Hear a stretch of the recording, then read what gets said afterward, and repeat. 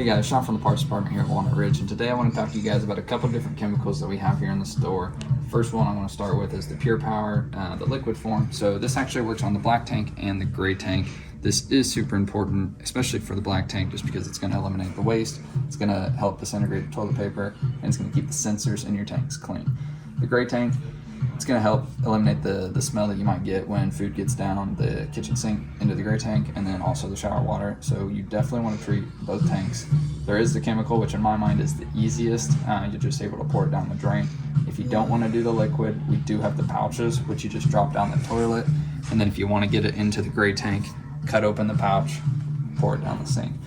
Now that's not the only option. A lot of people do really like the Wallex brand here. So the Eliminate, that is for just the gray tank. You set the pod in the sink, run some water over it for about 5 minutes, and it's going to get down into the gray tank.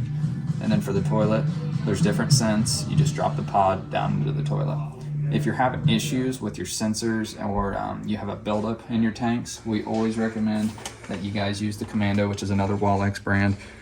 What you do with that is you drop a pod down into the toilet, you fill it up with water, you let it sit for about 24 hours, and it is totally going to disintegrate everything in the tank, and then you'll be able to dump your tanks. Everything should be reading and everything should be cleaned out. The only other thing I want to talk about is sometimes the drain valves, they're hard to pull and push. There is a drain valve lubricant, so before you go and you replace anything on the actual camper, like the valve itself, try lubricating the valves, because sometimes just with age they can start to get stuck. So that's a good way to go before you actually spend a lot of money on replacing the parts.